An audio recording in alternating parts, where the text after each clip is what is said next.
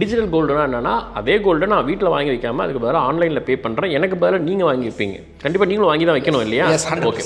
ஆனால் இந்த ETF அப்படிங்கிறது இதுலேருந்து எந்த வகையில் வேறுபடுது?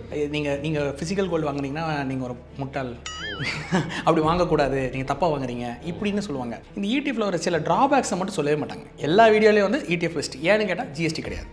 இந்த ஒரு பாயிண்ட்டை சொல்கிறாங்களே தவிர என்ன உண்டுன்னு சொல்ல மாட்டாங்க. என்ன இல்லைன்னு சொன்னாங்கல்ல, என்ன இருக்குன்னு சொல்லணும். இது வரைக்கும் யாருமே பேசாத விஷயத்தை நம்ம பேச போகிறோம். சரி. ஸோ அப்போ இந்த வகையில் நாங்கள் எப்படி இப்போ ஆரா கோல்டு மாதிரியான டிஜிட்டல் பிளாட்ஃபார்ம்ஸ் எப்படி நம்புறது? அதுக்கு நீங்கள் க்ளோஸ் பண்ணிட்டு போக மாட்டேங்கிறதுக்கு என்ன நம்பி? ஆன்லைன்னா க்ளோஸ் பண்ணிட்டு போயிடுவாங்க, ஆஃப்லைன்னா க்ளோஸ் பண்ணிட்டு போயிட மாட்டாங்கிற மிஸ்கன்செப்ஷன் உடைக்கணும். நகை கடையுமே செபிக்கு கீழே வராது, நகை கடையில் போடுற நகைச்சீட்டுமே செபிக்கு கீழே வராது. அதை இந்த சர்க்குலரில் அவங்க சொல்லலை.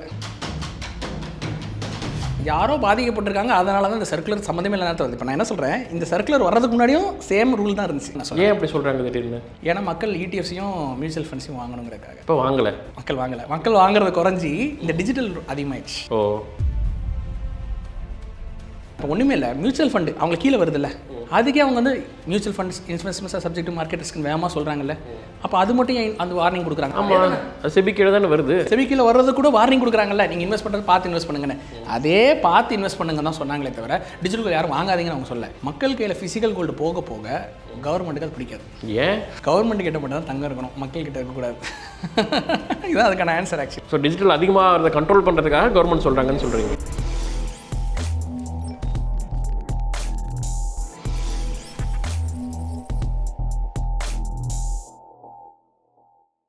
கடைசி 6 மாதத்தில் ஒரு 6000 7000 இந்த கோல்டு கடற்கடன்னு 12,000 தொட்டுச்சு. இப்போ 11,000 சொச்சத்தில் நிற்குது. கோல்டு விலை இன்னும் ஏறுமா இறங்குமா? இந்த வருஷத்துக்குள்ளே கோல்டோட ரேட் வந்து உச்சத்தை தொடுங்கிறாங்க. எவ்வளோ ஏறும்னு நம்ம ப்ரெடிக்ட் பண்ணலாம். கோல்டை எந்த மெத்தடில் வாங்குறது? ஃபிசிக்கல் கோல்டாக வாங்குறதா, டிஜிட்டல் கோல்டு வாங்குறதா, இல்லை ETFல போடுறதா? எது இதில் சிறந்த மெத்தட்? சமீபத்தில் செபி வந்து ஒரு அறிக்கை விட்டாங்க, எங்களுக்கும் டிஜிட்டல் கோல்டுக்கும் சம்மந்தம் இல்லை, ஜாக்கிரதையாக கேர்ஃபுல்லாக இன்வெஸ்ட் பண்ணுங்கன்னு. அதை பார்த்துட்டு நீங்கள் நிறைய பேர் சோஷியல் மீடியாவில் என்ன A2D பையிங் ஃபேக்ட்ஸ் செய்யதை எல்லாரையும் டேக் பண்ணி ஆரா கோல்டெல்லாம் நம்பலாமா வேண்டாமா அப்படின்னு நிறைய கேள்விகள் கேட்டிருக்கீங்க. எதுக்காக செபி திடீர்னு இப்படி ஒரு அறிக்கையை விட்டாங்க? இந்த காலகட்டத்தில் இன்வெஸ்ட்மெண்ட் அப்படிங்கிறது ரொம்ப முக்கியமானது. இதனால தான் நம்ம ஏற்கனவே வந்து ஒரு பிகினர் எப்படி இன்வெஸ்ட்மெண்ட்டை ஸ்டார்ட் பண்ணலாம் அப்படிங்கிறத பற்றி ஒரு வீடியோ போட்டிருக்கோம். மியூச்சுவல் ஃபண்ட்ஸ் அதை பற்றி எப்படி புரிஞ்சுக்கிட்டு இன்வெஸ்ட் பண்ணலாம் அப்படிங்கிறத போட்டிருக்கோம். கோல்டில் எப்படி இன்வெஸ்ட் பண்ணலான்னு போட்டிருக்கோம். இன்சூரன்ஸுங்கிறது ஏன் முக்கியம், அதில் இருக்கக்கூடிய ஸ்கேம்ஸ் பற்றியெல்லாம் போட்டிருக்கோம். ஸோ அந்த வகையில் இன்றைக்கி ஃபினான்ஸ் சீரீஸில் நம்ம பார்க்க போகிறது என்ன அப்படின்னா கோல்டு. எதனால் செபி இப்படி திடீர்னு ஒரு அறிக்கையை விட்டாங்க அப்படிங்கிறதும், எது சேஃபஸ்ட் மெத்தட் கோல்டில் இன்வெஸ்ட் பண்ணுறதுக்கு அப்படின்னு நீங்கள் நிறைய கேள்வி கேட்டிங்களே சோஷியல் மீடியாவில், அதெல்லாம் கம்பைல் பண்ணி அதற்கான விடைகளை தான் இன்றைக்கி நாம் பார்க்க போகிறோம். வணக்கம், நான் உங்கள் mister JK. Welcome to finance series. So இன்றைக்கி நம்ம கூட இருக்கிறது யார் அப்படின்னா, ஆரா கோல்டோடைய ஃபவுண்டர் மிஸ்டர் ஆனந்த் அவர்கள். அவர்கிட்ட வந்து நம்ம நிறைய அந்த கோல்டு சம்பந்தமானது நீங்கள் கேட்ட கேள்விகள் இதெல்லாம் வந்து இன்றைக்கி கிளாரிஃபை பண்ணிடலாம். வணக்கம் ப்ரோ. வணக்கம். ஓகே, இப்போ நம்ம கோல்டு ஃபிசிக்கல் கோல்டுனா நமக்கு தெரியுது, நம்ம கையில் வந்து கோல்டாக வாங்கி வைக்கிறோம். டிஜிட்டல் கோல்டுனா என்னென்னா, அதே கோல்டை நான் வீட்டில் வாங்கி வைக்காமல் அதுக்கு பதிலாக ஆன்லைனில் பே பண்ணுறேன், எனக்கு பதிலாக நீங்கள் வாங்கி வைப்பீங்க. கண்டிப்பாக நீங்களும் வாங்கி தான் வைக்கணும் இல்லையா? ஓகே. ஆனால் இந்த ETF அப்படிங்கிறது இதுலேருந்து எந்த வகையில் வேறுபடுது? கோல்டு ETF அப்படிங்கிறது வந்து எக்ஸ்சேஞ்ச் ட்ரேடட் ஃபண்ட்ஸ் அப்படின்னு அர்த்தம். ஸோ பேசிக்லி இந்த ETF வாங்குறது உங்கள்கிட்ட ஒரு டிமேட் அக்கௌண்ட் வேணும். இது கிட்டத்தட்ட அந்த ஸ்டாக் மார்க்கெட்டில் எப்படி நம்ம ட்ரேடிங் பண்ணுறோமோ அதே மாதிரி கோல்டு ட்ரேட் பண்ணுறதுக்காக வாங்குறது தான் இந்த கோல்டு ETFs. ஓகே. இது ஜென்ரலாக என்ன ஒரு அண்டர்ஸ்டாண்டிங், இப்போ நீங்கள் ஆன்லைனில் இன்ஸ்டாகிராம், யூடியூப் யார் எடுத்துக்கிட்டாலுமே என்ன ஒரு விஷயம் பண்ணுவாங்கன்னா, ஃபிசிக்கல் கோல்டு வேஸ்ட்டு, ETF தான் பெஸ்ட்டு இப்படின்னு ஒரு ப்ரொபகண்டாவை நீங்கள் பார்க்குறது உண்டு. பொதுவாகவே யாருமே வந்து மாற்றி சொல்ல மாட்டாங்க.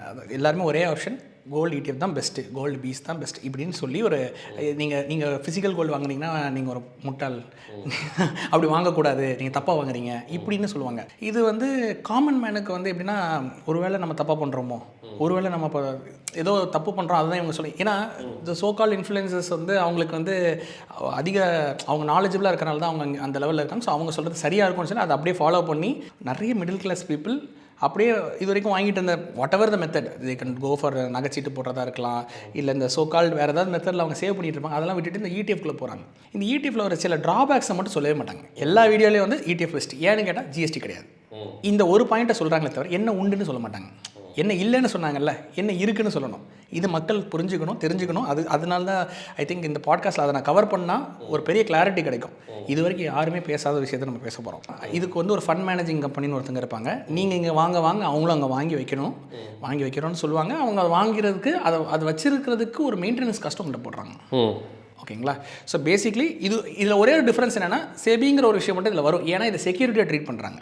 இந்த எக்ஸ்சேஞ்ச் ட்ரேடட் ஃபண்ட்ஸுங்கிறது வந்து செக்யூரிட்டிக்கு கீழே வரும். ஓகே, இது மட்டும் செக்யூரிட்டிஸ். ஸோ செக்யூரிட்டிஸுங்கிற செபிக்கு கீழே வரனால உங்களுக்கு இந்த இடத்துல ஒரு செபிக்கு கீழே வருது அப்படிங்கிற அந்த ஒரு பாதுகாப்புங்கிற ஒரு காரணத்தினால மட்டும்தான் இந்த இடிஎஃப்ஸை வந்து அவங்க சஜஸ்ட் பண்ணுறாங்க. சரிங்களா?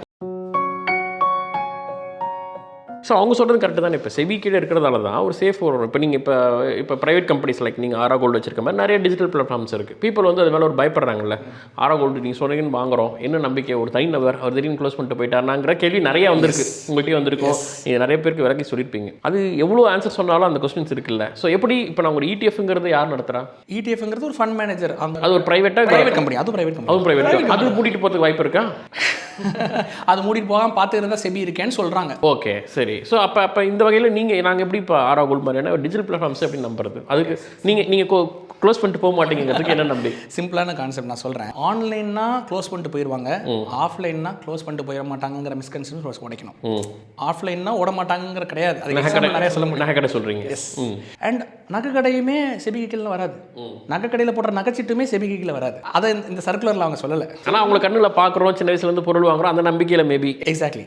ஸோ நம்பிக்கையில்னு சொல்கிறீங்களா, இதே தான் இடிஎஃப்மே. இடிஎஃப்லையுமே அங்கே வாங்கி வைக்கிறாங்க, நம்பிக்கையில் தான் ஆப்ரேட் பண்ணுறாங்க ஆக்சுவலி ஸ்பீக்கிங். ஏன்னா யாருமே போய் அதை போய் பார்க்கவும் முடியாது. ரெண்டாவது என்னன்னா, இடிஎஃப்ல நீங்கள் அந்த ஃபிசிக்கலாக கோல்டை வாங்கவே முடியாது. நீங்கள் லைஃப் டைமில் என்றைக்குனாலும் சரி, இன்றைக்கி ஒரு நீங்கள் 1000 யூனிட் வாங்கி வச்சிட்டிங்க, அங்கே யூனிட்ஸில் பேசுவாங்க, கிராம்ஸில் பேச மாட்டாங்க. சரி, 1000 யூனிட் நீங்கள் வந்து வாங்கி வச்சிட்டிங்க. நீங்கள் ஒரு 5 வருஷம் கழிச்சு சரி நமக்கு இன்றைக்கி கல்யாணத்துக்கு தேவை இல்லை என் குழந்தைக்கு தேவைன்னு நீங்கள் அதுக்கு தாங்கினீங்க, அந்த ஃபிசிக்கல் கோல்டை உங்களால் வாங்க முடியாது. இதுதான் இந்த இடத்துல ஒரு பெரிய கேள்விக்குறியாக சில பேர் கேட்குறாங்க. நீங்கள் கோல்டை வாங்கி தானே வச்சிருக்கீங்க, அந்த கோல்டை நீங்கள் கொடுத்துடலாம்ல. இப்போ இடிஎஃப்ல கரெக்ட் தான், இடிஎஃப் ஈக்குவலாக நீங்கள் கோல்டு வாங்கி வைக்கணும்னு சொல்கிறீங்க. அப்போ வாங்கி வச்சிருக்கீங்கன்னா அதை கொடுத்துடலாம்னா கொடுக்க மாட்டோம். இதில் ஒரு சின்ன இது ஒரு பெரிய ட்ராபேக் ஆக்சுவலி ஸ்பீக்கிங். இடிஎஃப்ல கோல்டை நீங்கள் எடுத்துக்க முடியும். நீங்கள் தான் அந்த கோல்டோட ஓனர்னா நீங்கள் எடுத்துக்கலாம்ல. நீங்கள் எடுத்துக்கணும், இட்ஸ் யார் சாய்ஸாக இருக்கணும். இட்ஸ் யார் கோல்டு, யூ டிசைட். நான் அதை விற்கணுமா வீட்டுக்கு எடுக்கணுமா நீங்கள் டிசைட் பண்ணணும். இந்த இடத்துல நீங்கள் ஓனர்லாம் கிடையாது. இது எப்படின்னா, எக்ஸ்சேஞ்ச் ட்ரேடட் ஃபண்ட்ஸ் ஒரு பேப்பர், ஒரு கான்ட்ராக்ட் மாதிரி. இந்த பேப்பரில் நீங்கள் வந்து 100 கிராம் வச்சிருக்கீங்கன்னு நினச்சிக்கோங்க. நீங்கள் ஃபியூச்சரில் விற்கிற அன்றைக்கி என்ன விலை இருக்கோ அன்றைக்கி ரேட்டுக்கு அந்த பணத்தை நான் கொடுத்துறேன்னு தான் சொல்கிறாங்க. ஸோ இட்ஸ் எக்ஸ்சேஞ்ச் ட்ரேடட் ஃபண்ட்ஸுங்கிறது அதான் மேட்டர். ஓகேங்களா? ரெண்டாவது நான் சொன்ன மாதிரி நகை கடைகளுமே ட்ரஸ்ட் பேசிஸில் இப்போ ஆப்ரேட் பண்ணுறாங்க. அப்போ செபிக்கு கீழே ஏன் வரல? ஏன்னா கோல்டு சில்வரும் கமாடிட்டிஸ், அது செக்யூரிட்டிஸ் கிடையாது. ஸோ கமாடிட்டிஸ் வந்து செபிக்கு கீழே வராது. அப்போது செபி வந்து அதனால தான் அதை ரெகுலேட் பண்ண முடியல. ஃபியூச்சரில் மேபி கொண்டு வந்தாங்கன்னா ஓகே, ரைட். இப்போ நம்ம வந்து என்ன எதிர்பார்க்கலாம் அப்படின்னா, செபி வந்து என்ன சர்க்குலரில் சொல்லியிருக்காங்கன்னா, நாங்கள் இதை ரெகுலேட் பண்ண முடியல. ஏன் இப்போ திடீர்னு சொல்கிறாங்க? அதை நம்ம உற்று நோக்கணும். அந்த அந்த அந்த அந்த சர்க்குலர் எடுத்து பார்த்தீங்கன்னா, இடிஎஃப்ஸையும் மியூச்சுவல் ஃபண்ட்ஸையும் வாங்குங்கன்னு போட்டிருப்பாங்க. ஏன்னா அது எங்களுக்கு கீழே வரும் அப்படின்னு சொல்கிறாங்க. இப்போ இதில் என்ன ஒரு விஷயம் நம்ம நோட்டீஸ் பண்ணால், யாரோ பாதிக்கப்பட்டிருக்காங்க, அதனால தான் இந்த சர்க்குலர் சம்மந்தமே இல்லை நேரத்தில் வருது. இப்போ நான் என்ன சொல்கிறேன், இந்த சர்க்குலர் வர்றதுக்கு முன்னாடியும் சேம் ரூல் தான் இருந்துச்சு. கடந்த 8-9 வருஷமாக இதுக்கு ரெகுலேஷன் கமாடிட்டிஸ் வந்து செபிக்கில் வராது.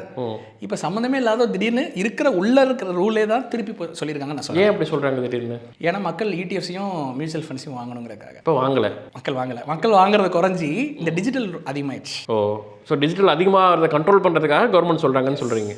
ஏன்னா சம்மந்தமே இல்லாமல் எக்ஸிஸ்டிங் ரூலை எதுக்கு ஒரு சர்க்குலர் பாஸ் பண்ணணும்? கரெக்டுங்களா? எக்ஸிஸ்டிங் ரூல் அதுதான், commodities doesn't come under SEBI. அப்போ அவங்க திடீர்னு வந்து இந்த இது கீழே வராது அப்படின்னு அதில் நான் இன்னொரு விஷயம் நோட்டீஸ் பண்ணோம். அவங்க வந்து டிஜிட்டல் கோல்டு பேண்டுன்னு சொல்லலை, இல்லை டிஜிட்டல் கோல்டு வந்து வாங்காதீங்க, நீங்கள் பார்த்து அது ஜாக்கிரதையாக இருந்துக்கோங்க. இப்போ ஒன்றுமே இல்லை, மியூச்சுவல் ஃபண்டு அவங்க கீழே வருது இல்லை, அதுக்கே அவங்க வந்து mutual funds investments subject to market ரிஸ்க்னு வேகமாக சொல்கிறாங்கல்ல. அப்போ அது மட்டும் அந்த வார்னிங் கொடுக்குறாங்க. ஆமாம், செபி கீழே தானே வருது. செபி கீழே வர்றது கூட வார்னிங் கொடுக்குறாங்கல்ல, நீங்கள் இன்வெஸ்ட் பண்ணுறது பார்த்து இன்வெஸ்ட் பண்ணுங்கன்னு. அதே பார்த்து இன்வெஸ்ட் பண்ணுங்க தான் சொன்னாங்களே தவிர டிஜிட்டல் யாரும் வாங்காதீங்கன்னு அவங்க சொல்ல. நீங்கள் என்ன காரணமாக இருக்குன்னு நினைக்கிறீங்க? கவர்மெண்ட் ஏன் இப்போ இது திடீர்னு ஃபோர்ஸ் பண்ணுறாங்க? இதனால் இப்போ கவர்மெண்ட்டுக்கு என்ன நஷ்டமாக? Okay fine, simple. இப்போது டிஜிட்டல் கோல்டு என்ன அட்வான்டேஜ்னு கேட்டிங்கன்னா, get best of both worlds. டிஜிட்டலாகவும் வச்சுக்க முடியுது, ஃபிசிக்கலாகவும் எடுத்துக்க முடியுது. மக்கள் கையில் ஃபிசிக்கல் கோல்டு போக போக கவர்மெண்ட்டுக்கு அது பிடிக்காது. ஏன்? கவர்மெண்ட் கிட்ட மட்டும் தான் தங்கம் இருக்கணும், மக்கள் கிட்ட இருக்கக்கூடாது. இதுதான் அதுக்கான ஆன்சர் ஆக்சுவலி. ஏன்னு கேட்டிங்கன்னா, நீங்கள் நிறைய தங்கம் வாங்க கவர்மெண்ட்டையும் பெருசாக தங்கம்லாம் கிடையாது, இம்போர்ட் தான் பண்ணிகிட்டு இருக்கோம். அப்போ இம்போர்ட் பண்ண நம்மளுடைய ஃபாரின் எக்ஸ்சேஞ்ச், அதாவது US டாலர்ஸ் செலவு பண்ணணும் அதுக்கு. இப்போ நீங்கள் ஒரு டன் தங்கத்தை இந்தியாவுக்குள்ள இம்போர்ட் பண்ணுறீங்கன்னா அது டாலர் கொடுத்து தான் வாங்கணும். அப்போ கையில் இருக்க டாலர் செலவாகுதுல்ல, அப்போ ஏன் அவருடைய வேல்யூ குறையுது? எஸ், கரெக்டாக சொன்னீங்க. இதுதான் கான்செப்ட். இதனால தான் எஸ்ஜிபின்னு ஒரு கான்செப்ட் இன்ட்ரடியூஸ் பண்ணிருப்பாங்க. நல்லா கவனிங்க. Sovereign bond. Yes, sovereign gold bond எதுக்கு இன்ட்ரடியூஸ் பண்ணாங்கன்னா மக்கள் தங்கம் வாங்கக்கூடாதுன்னு தான் இன்ட்ரடியூஸ் பண்ணாங்களே. அதுக்கு பிறகு நான் பேப்பரில் எழுதி கொடுத்துறேன். பேப்பரில் நான் கோல்டு எழுதி கொடுத்துறேன்ப்பா, இன்னைக்கு கோல்டுன்னு நினச்சிட்டு தலைமாட்டில் வச்சு தூங்கு. நீ ஃபைனலாக நீ என்னைக்கு 8 வருஷம் கழிச்சு அது ரெடீம் ஆகும், ரெடீம் ஆகிற அன்னைக்கு என்ன வேலை இருக்கும் நான் தரேன்னு சொன்னாங்க. அந்த பிளான் எவ்வளோ பெரிய ஒரு ஃப்ளாப் பிளானுங்க. ஏன் அது ஃபெயிலியர் ஆயிடுச்சு? அது ஏன்னு கேட்டிங்கன்னா ஃபஸ்ட்டு அவன் என்ன, அது மக்களுக்கு நல்ல பெனிஃபிட் தானே. அது மக்களுக்கு பெனிஃபிட். மக்கள் எஸ்ஜிபி வாங்கினா ஃபிசிக்கல் கோல்டு வாங்கினா ஃபிசிக்கல் கோல்டு வாங்குறது குறைக்கல. அவன் என்ன நினச்சிருக்கான், நம்ம கோல்டுன்னு பேப்பர் எழுதி கொடுத்துட்டா மக்கள் இதை வாங்கிட்டு அதை குறைச்சிருவாங்க, நமக்கு ஆட்டோமேட்டிக்காக கோல்டு இம்போர்ட் குறைஞ்சிருவோன்னு. கோல்டு இம்போர்ட் கூடிடுச்சு. ஸோ கவர்மெண்ட் என்ன நினைக்கிறாங்கன்னா, மக்கள் கோல்டு வாங்காதீங்க, நாங்கள் வாங்குறோம், பேப்பர் எழுதி கொடுக்குறோம், நீங்கள் வச்சுக்கோங்க அப்படின்றாங்க. மியூச்சுவல் ஃபண்டும் ETF-ம் கிட்ட அதுக்கு தான் வரும். நான் பேப்பரில் உனக்கு எழுதி கொடுத்துறேன், நீ கோல்டு வச்சிருக்கேன், அந்த கோல்டு கடைசி வரைக்கும் உங்கள் கையில் கொடுக்கவும் மாட்டாங்க, கிடைக்கவே கிடைக்காது. கோல்டு ரேட் ஃபாலோ பண்ணணும்லாம் சொல்கிறாங்க. மறுபடியும் சொல்கிறேன், ETF-ல எவ்வளோ நுவான்சஸ் இருக்குன்னு யாருமே பேசுறது கிடையாது. எக்ஸ்பென்ஸ் ரேஷியோ பற்றி பேச மாட்டாங்க, இண்டெக்ஸேஷன் பெனிஃபிட் பற்றி பேச மாட்டாங்க, இந்த brokerage fees பத்தி. இண்டெக்ஸேஷன் பெனிஃபிட்னா என்ன? இண்டெக்ஸேஷன் பெனிஃபிட் என்ன அப்படிங்கிறது ஒரு உண்மையிலே ஒரு முக்கியமான பெனிஃபிட். அதை போன 2024 ரிமூவ் பண்ணிட்டாங்க ETF-ல. அதாவது இண்டெக்ஸேஷன் பெனிஃபிட்டுங்கிறது அந்த பர்சன்டேஜில் சம்திங் நமக்கு ஒரு இது கொடுப்பாங்க, டிஸ்கவுண்ட் மாதிரி. அதாவது இன்ஃப்ளேஷன் வந்து வருஷம் ஒரு அமௌண்ட் கவர்மெண்ட் சொல்லும். அந்த இன்ஃப்ளேஷன் அமௌண்ட்டுங்கிறது உங்களுக்கு ஆப்வியஸ்லி இன்ஃப்ளேஷனில் நீங்கள் இழந்துட்டீங்கன்னு அர்த்தம். கரெக்டாக இன்ஃப்ளேஷன் அது அட்ஜஸ்ட் ஆயிடுச்சு. Inflation adjusted taxation. ஸோ உதாரணத்துக்கு நான் சொல்கிறேன், நீங்கள் ஒரு வருஷத்தில் வந்து உங்களுடைய ப்ராஃபிட் வந்து 20% அப்படின்னா, ஒரு வருஷத்துக்கு இன்ஃப்ளேஷன் 6%னா அந்த ப்ராஃபிட்டில் 6% கழிச்சிக்கலாம். நீங்கள் 20% 6% கழிச்சு பேலன்ஸ் இருக்கிற 14% மட்டும் நீங்கள் டேக்ஸ் கட்டினா போதும். இப்போ என்ன சொல்லிட்டான், 20% கட்டுறான்ட்டான். எப்போ இருந்தது? 2024 ஓகே. ஸோ முன்னாடி ETF-ல என்னன்னா ஃப்ளக்சுவேஷன் இந்த மாதிரி இன்ஃப்ளேஷன் ஆகுது, அதனால் அதுக்கான எனக்கு கட்ட தேவையில்லை, மீதிக்கு மட்டும் கட்டுப்பான்னு சொன்னதை இப்போ மாற்றிட்டாங்க. ஸோ வேலை வந்து ஏறுது இறது என்னன்னாலும் நீ என்ன இருக்கிறதோ அது எவ்வளோ ப்ராஃபிட் இருக்கோ. அதுலேயும் 2 கேட்டகரி இருக்குது, long term capital gain, short term capital gain. 2 வருஷத்துக்கு உள்ள நீங்கள் அதை விற்றீங்கன்னா short term capital gain which is 20%. 2 வருஷத்துக்கு மேலே போய் நீங்கள் விற்றீங்க அப்படின்னா லாங் டேர்ம் கேபிட்டல் கெயின்ஸ். நல்லா கவனிக்கணும், உங்களால் விற்க மட்டும் தான் முடியும், அந்த தங்கமாக எடுக்க முடியாதுல்ல. இது நான் டிஜிட்டல் கோல்டு, ஆரோ கோல்டு எடுத்துக்கோங்களேன். நீங்கள் இன்றைக்கி வாங்குற கோல்டு நாளைக்கே வேணாலும் நீங்கள் கோல்டாக ஃபிசிக்கலாக எடுத்து வீட்டுக்கு வச்சுக்கலாம். இல்லை நான் 1 வருஷம் கழிச்சு வரீங்களோ, 2 வருஷம் கழிச்சு வரீங்களோ, 5 வருஷம் கழிச்சு வந்துடுங்க, எப்போ வேணாலும் வாங்க, உங்களோட கோல்டை நீங்கள் கோல்டாகவே எடுத்துக்கலாம், எந்த டேக்ஸும் கிடையாது. புரியுதுங்களா? ஏன்னா விற்றா தான் டேக்ஸ் வரும், விற்றா தான் LTSG STSG வரும். விற்கல இல்லை, தங்கமாகவே எடுத்து வச்சுக்கிட்டேன். சரி, இப்போ நான் ஒரு ETF-ல ஒரு எக்ஸாம்பிள் வந்து நான் ஒரு 1 லட்ச ரூபாய்க்கு நான் கோல்டு வாங்கியிருக்கேன். ஆரா கோல்டே ஒரு 1 லட்ச ரூபாய்க்கு போட்டிருக்கேன்னு வச்சுக்கோங்க. இப்போ ETF நான் விற்கிறேன், ஆரா கோல்டை விற்று நான் கோல்டாக வாங்குறேன். சூப்பர். இப்போ என்ன டிஃப்ரென்ஸ் வருங்கிறீங்க? எனக்கு கைக்கா வேல்யூவாக எவ்வளோ வரும்? சூப்பர். இப்போ என்னன்னா, இது நம்ம 1 லட்சத்தை வந்து ஃபஸ்ட் கிராம்ஸாக மாற்றிடலாம். ஒரு எக்ஸாம்பிளுக்காக நான் சொல்கிறேன். லெட்ஸ் சே 1 லட்ச ரூபாய்க்கு உங்களுக்கு வந்து 100 கிராம் கிடைக்குன்னு அசியூம் பண்ணிக்கலாம். 100 கிராம் எக்ஸாம்பிள் எடுத்துக்கலாம். 100 கிராம் ஆரா கோல்டில் வாங்கிட்டீங்க, 100 கிராம் ஈக்குவலண்ட்டாக நீங்கள் அங்கே ETF-ல வாங்கிட்டீங்க. உங்களுக்கு அங்கே 1000 யூனிட்ஸ்னு வச்சுக்கலாம். 1000 யூனிட்ஸ் அங்கே கிடைக்குது, இங்கே வந்து உங்களுக்கு 100 கிராம் கிடைக்குது. சரி, நீங்கள் வந்து கோல்ட் ரேட் ஏறும், நம்மளுக்கு தெரியும். 2 வருஷம் கழிச்சு எடுத்துக்கலாம். 2 வருஷம் ஒரு எக்ஸாம்பிளும், 4 வருஷம் ஒரு எக்ஸாம்பிள் எடுத்துக்கலாம். 2 வருஷம் கழிச்சு கோல்டோட ரேட் வந்து ஒரு 30% ஏறிடுச்சுன்னு வச்சுக்கோங்க. சரிங்களா? இப்போ என்ன ஆயிடுச்சு, நீங்கள் வச்சிருக்கிற 100 கிராமோட ரேட்டும் ஏறி இருக்கும் ஆப்வியஸ்லி. கரெக்டாக? ஆமாம். இப்போ நீங்கள் டிசைட் பண்ணுறீங்க, ஒன்று விற்கலான்னு ட்ரை பண்ணலாம், இல்லை 100 கிராம் 100 கிராமாவே வீட்டுக்கு எடுத்துக்கலாம், அது உங்கள் விருப்பம். சரிங்களா? லெட்ஸ் சே நீங்கள் வந்து அதை விற்கிறீங்க, விற்கும் போது 30% உங்களுக்கு கூடி இருக்கு. ஸ்ப்ரெட்னு ஒரு மேட்டர் இருக்கு. ஸோ பையுக்கும் செல்லுக்கும் இருக்கிற டிஃபரன்ஸுக்கு பேர் ஸ்ப்ரெட். சரிங்களா? ஸோ நீங்கள் டோட்டலாக விற்கிற அமௌண்ட்டில் 2% மட்டும் உங்களுக்கு கழிஞ்சு பேலன்ஸ் இருக்கிற அமௌண்ட் உங்களுக்கு அப்படியே வந்துடும். இதில் நீங்கள் விற்கும் ஆரா கோல்டில் சரி 2% நீங்கள் எடுத்துகிட்டு கொடுப்பீங்க. 2% கழியும். அது ஏன்னு நான் சொல்கிறேன்னா, பைக்கும் செல்லுக்கும் இருக்கிற டிஃபரன்ஸ் வந்து 2%. ஓகே. இந்த 2% எதுக்கு இருக்குங்கிறத நான் சொல்லிடுறேன். ஒரு நாளைக்கு கோல்டோட ரேட்டு 2% ஃப்ளக்சுவேஷன் ஆகும். ஓகே. காலையில் 9 மணில நைட்டு 11 வரை நீங்கள் சார்ட்டே உட்காந்து பார்த்துட்டே இருந்தீங்கன்னா ப்ரைஸ் 2% மேலேயும் கீழேயும் போகிறத அப்படியே பார்க்கலாம். ப்ளஸ் ஆர் மைனஸ் 2% போகும். இந்த ஃப்ளக்சுவேஷன் லாஸ் அவாய்ட் பண்ணுறதுக்காக மட்டுமே அந்த 2% இருக்கே தவிர அது லாபம் கிடையாது. மக்கள் வந்து தப்பாக புரிஞ்சுக்கிறாங்க. நீங்கள் என்கிட்ட 2% வாங்கிட்டீங்க, கிடையாது. நாங்கள் அந்த 2% வாங்கலைன்னா கம்பெனிக்கு லாஸ் வந்துடும். ஓகேங்களா? இப்போ ஃபார் எக்ஸாம்பிள், நீங்கள் விற்கிற நேரத்துக்கு ஒரு கிராமோட விலை 12,000 வச்சுக்கோங்க.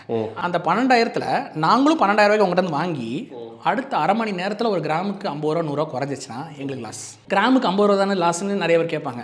கிராமுக்கு 50 ரூபா லாஸ், கிலோக்கு 50,000 லாஸ், 10 கிலோக்கு 5 லட்ச ரூபா லாஸ் வித்தின் மேட்டர் ஆஃப் அரை மணி நேரம். இப்போ புரியுதுங்களா எப்படி வால்யூமில் பண்ணும்போது அந்த டிஃப்ரென்ஸ் பெரிய அமௌண்ட்டாக வந்து நிற்குதுன்னு? இது மக்கள் புரிஞ்சுக்கணும். இந்த 2%ங்கிறது வந்து நீங்கள் எப்போ வேணாலும், நீங்கள் 1 லட்ச ரூபா இன்வெஸ்ட் பண்ணியிருக்கீங்க, அது 2 லட்சமாகவே மாறட்டும். ஒன்று 2 லட்ச ரூபா கோல்டு வீட்டுக்கு எடுத்துக்கோங்க, இல்லை எனக்கு பணமாக தான் வேணும்னா 1,96,000 எடுத்துக்கோங்க நான் சொல்கிறேன். இது மினிமம் கேரண்டி. ETF-ல இதுதான் நிறைய பேர் சொல்ல மாட்டாங்க. அது வாங்குங்கன்னு சொன்னாங்களே, விற்கும் போது என்ன ஆகும்னு சொல்ல மாட்டாங்க. ஸோ ETF நீங்கள் விற்கும்போது என்ன கேட்டிங்கன்னா, எக்ஸ்பென்ஸ் ரேஷியோன்னு ஒரு மேட்டர் இருக்குது. ஃபஸ்ட்டு நீங்கள் 100 கிராமுக்கு ஈக்குவலாக 1000 யூனிட்ஸ் வச்சுருக்கீங்கன்னு சொன்னால், ஒரு வருஷம் கழிச்சு 0.8% எக்ஸ்பென்ஸ் ரேஷியோ இருக்குது. நான் ஆவரேஜ் சொல்கிறேன், சரிங்களா? 0.8% அப்படின்னா ஒரு வருஷம் கழிச்சு உங்ககிட்ட 8 யூனிட் எடுத்துருவாங்க, கழிச்சிருவாங்க. 2 வருஷம் கழிச்சு 1.5%க்கு மேலே 1.6 பர்சன்டேஜில் இது பர்சன்டேஜ். அப்போ நீங்கள் உங்கள் விலை 30% ஏறி இருந்தால் அதுலேருந்து எடுப்பாங்க. ஆமாம், அது யூனிட்ஸ்லாம் எடுக்கிறாங்க. நல்லா கவனிங்க, 1000 யூனிட்டுக்கு 0.8% போட்டிங்கன்னா 8 யூனிட்ஸ் போயிடும். 8 யூனிட்ஸ்ட்டு போயிடும். 1000 யூனிட்ஸில் 8 யூனிட்ஸ் போயிடுச்சு. 992 தான் மட்டும் இருக்கும். அடுத்த வருஷம் 992 - 8 வருஷம் 8% குறைஞ்சிட்டே போகும். 0.8% குறைஞ்சிட்டே போகும். அப்போ என்ன, வருஷம் 0.8% குறைஞ்சிட்டே போகும். ஃபீஸ்னு எடுத்துருவாங்க. இந்த ஃபீஸ் ஆரோக்குள்ள கிடையாது.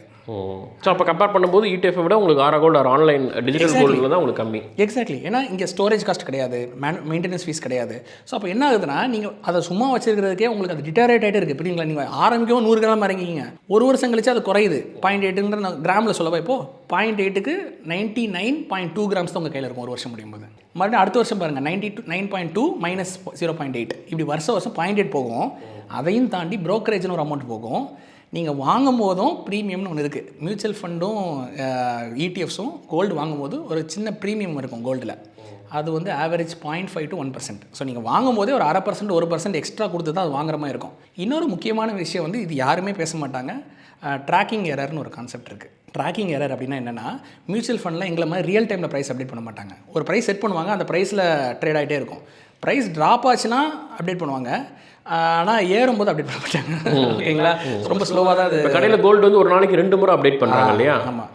இங்கே வந்து அப்படி அப்டேட் பண்ண மாட்டாங்க. ஸோ வந்து இங்கே ப்ரைஸிங் வந்து அந்த மியூச்சுவல் ஃபண்ட் ஹவுசஸ் டிசைட் பண்ணுறாங்க. ஒரு நாளைக்கு ஒரு தடவை ஃபிக்ஸ் பண்ணி அந்த ப்ரைஸில் செட் பண்ணும்போது, சப்போஸ் கோல்டு ப்ரைஸ் டிராஸ்டிக்காக இன்க்ரீஸ் ஆயிருந்தால் உங்களுக்கு கிடைக்கிற அலோகேஷன்ஸ் வந்து மாறும். இந்த ட்ராக்கிங் எரர் இருக்குது. இது மக்கள் அஃபெக்ட் பண்ணுது. கண்ணுக்கு தெரியாமல் இது போயிட்டு இருக்கு. ஆக்சுவலி யூனிட்ஸில் பேசும்போது மக்களுக்கு பெருசாக இது கிராம்ஸில் சொன்னால் புரியும். யூனிட்ஸில் போகும்போது 0.5% to 1% ஆனுவலி லூஸ் பண்ணுறீங்க ட்ராக்கிங் எரரில். நீங்கள் இன்வெஸ்ட் பண்ணுற ஒவ்வொரு டைமும் அந்த ப்ரைஸ் வந்து ட்ராக்கிங் எரர்னு இதை சொல்லுவாங்க. டெக்னிக்கலி இது வந்து டீட்டெயில் நீங்கள் கூகுள் அடிச்சு பார்த்தா நீங்கள் படிச்சிக்கலாம். ட்ராக்கிங் எரர்னு ஒன்று மியூச்சுவல் ஃபண்ட்லையும் ETF-லையும் இருக்குது. அது ப்ரைஸை ரியல் டைமில் ட்ராக் பண்ணாது. இவங்க ப்ரைஸ் லோவாக இருக்கிறனால சம்டைம்ஸ் ப்ரைஸ் ஃப்ளக்சுவேஷனில் இப்போ ப்ரைஸ் குறைஞ்சிச்சுன்னு வச்சுக்கோங்களேன், நீங்கள் அதிக ரேட்டு கொடுத்து வாங்கியிருப்பீங்க, அது ஆக்சுவலி கம்மியான ரேட்டில் வாங்கியிருக்கணும். எங்கள் ப்ரைஸ் இன்ஸ்டன்ட் அப்டேட் ஆகிடும். நாங்கள் லைவ் ரேட் ஃபாலோ பண்ணுறோம். ஸோ ஓவராலாக நீங்கள் ETF வெர்சஸ் டிஜிட்டல் கோல்டு ஆர்ஆர்னு சொல்ல போனால், நீங்கள் ஆர்ஆரில் தான் நீங்கள் செல் பண்ணும்போது உங்களுக்கு தான் பெனிஃபிட். அப்படி எக்ஸாக்ட்லி. இதில் வாங்க வேண்டாம்னு சொல்கிறதுக்கு டிஜிட்டல் கோல்டு அடிச்சு பேசுகிறவங்களா என்ன சொல்லுவாங்கன்னா, இதில் 3% GST நான் கட்டுறேன், விற்கும் போது எனக்கு 2% போதும், 5% அவங்க பார்க்குறாங்க. இது ஒன் டைம் காஸ்ட் தானே. வாங்கும்போது ஒரு தடவை நான் 100 கிராம் 5% கொடுத்து வாங்கிட்டேன்னா, லைஃப் டைமுக்கு நான் எப்போ வாங்கினாலும் 100 கிராம் கேரண்டீடு. இங்கே இது குறைஞ்சிட்டே போகுது. நான் இன்னொரு ஸோ கிராமில் குறையில உங்களுக்கு. ஆனால் அங்கே வந்து கிராமில் குறையுது. ETFல கிராமில் குறையுது சொல்ல மாட்டாங்க. யாராவது சொன்னாங்களா? ஒரு இன்ஃப்ளூயன்சர், சார் அங்கே நீங்கள் ETF இன்வெஸ்ட் பண்ணிங்கன்னா உங்களுக்கு கிராம் குறையணும் ஒருத்தன் சொல்லியிருந்தா யாரும் சொல்லலை. ரெண்டாவது, அந்த கிராம் குறைஞ்சிட்டே இருக்கல, நீங்கள் ஃபைனல். ஏன்னா அதை யூனிட்டாக பார்க்கறதால யாருமே அது கிராம்னு கணக்கு எடுத்துக்கிறது கிடையாது. Yes, correct. அது யூனிட்ஸுங்கிற ஒரு புதுசாக ஒரு விஷயத்தை கன்ஃபியூஸ் பண்ணிடுறாங்க. ரெண்டாவது, நீங்கள் ஃபைனலாக என்ன சொல்லுவாங்கன்னா, நீங்கள் எப்போ தங்கம் தேவையோ அன்றைக்கி அந்த ETF விற்று அந்த பணத்தை வச்சு திருப்பி போய் தங்கம் வாங்குங்கன்னு சொல்லுவாங்க. தங்கம் வாங்கும்போது ஏறி இருக்கும்ல, வெளியில் தங்க விலை ஏறி இருக்கும். இப்போ எவ்வளோ வருங்கிறது, அப்போ ஏதாவது பொருள் வாங்கினே செய்கூலி சேதாரம் அது அங்கே பர்சன்டேஜ் வரும். அன்றைக்கி ஃப்ரெஷ்ஷாக GST கட்டணும் புது ரேட்டில். கிராம் 10,000 இருக்கும்போது GST வேறு, கிராம் 20,000 இருக்கும் GST வேறு தானே. ஏன்னா அதுக்கேற்ற மாதிரி ரேட் இன்க்ரீஸ் இருக்கும். 10,000 இருக்கும் 300 GST, 20,000 நீங்கள் வாங்கும்போது 600 GST கொடுப்பீங்க. அப்போ கான்செப்ட் கரெக்டுங்களா? அப்போது 100 கிராம் வந்து ஃபைனலாக எவ்வளோ வருங்கிறத நான் சொல்கிறேன். 2 வருஷம் கழிச்சு நீங்கள் ரெடீம் பண்ணி எல்லா டாக்ஸும் எல்லா வாயிலையும் கொடுக்குறத கொடுத்துட்டு ஃபைனலாக எடுத்திங்கன்னா 87 கிராம் கிடைக்கும். இப்போது இதில் ஒரு விஷயம் சொல்லுவாங்க, ப்ராஃபிட் தானே வந்திருக்கு அப்படின்னு சொல்லுவாங்க. அந்த சோக்கால் இன்ஃப்ளூயன்சஸ் என்ன சொல்லுவாங்கன்னா, 100 கிராம் வாங்கினோம், நான் விற்கும் போது எனக்கு ப்ராஃபிட் வந்துருச்சு ப்ரோ, ஏன்னா கோல்டு ரேட் ஏறினா எனக்கு ப்ராஃபிட்டு. ஏன்னா இந்த சேல் ஒரு 12% விட்டுட்டியடா. கரெக்டுங்களா? 12 கிராமுங்க, 100 கிராமுக்கு 12 கிராம் 1.5 பவுனை விட்டுட்டீங்க. ஸோ அது கம்பேர் டு நீங்கள் உங்களோட 5% விட அது அதிகம். எக்ஸாக்ட்லி, அதை தான் நான் சொல்ல வரேன். இது யாரும் சொல்கிறதுக்கு ஆளே இல்லை, நான் மட்டும் தான் பேசிகிட்டு இருக்கேன். ஸோ கம்பேர் டு 3% பெட்டரா இல்லை அங்கே இருக்க 12% பெட்டரானா 3% இப்போ கட்டிட்டு சந்தோஷமாக நம்ம தங்கத்தை நம்மளே வச்சுக்கலாம்ல. ரெண்டாவது, நான் என்ன சொல்லியிருக்கேன்னா, இப்போ இந்த செபி மேட்டர் வச்சு நான் ஒன்று சொல்லிடுறேன். செபி என்ன சொல்கிறாங்க, வார்ன் பண்ணுறாங்க, ஓகே ஃபைன். நான் என்ன சொல்கிறேன், இங்கே கோல்டு நீங்கள் வாங்கினே உங்கள் கோல்டு 1 கிராம் வந்தோன்னா காயின் ஆர்டர் பண்ணி வீட்டுக்கு எடுத்து வந்து சொல்லுங்கள். அதான் ஷார்ட் டைமாக நான் கூட அதான் சொல்கிறேன். நீங்கள் உங்களுக்கு நம்பிக்கை இல்லைன்னா ஷார்ட் டைமாக போட்டு எடுத்துக்கலாம். ஆரோகோல்டு கான்செப்ட் பிடிச்சிருக்கு, ஆஸ் அ பிளாட்ஃபார்ம் பிடிச்சிருக்கு, ஆப் நல்லா இருக்குது, எல்லாமே நல்லா இருக்குது சார். ஆனால் செபி இப்படி சொல்கிறாங்கிறதுக்காக நான் யூஸ் பண்ணக்கூடாதுன்னா 1 கிராம் வந்து எடுத்துக்கோங்க.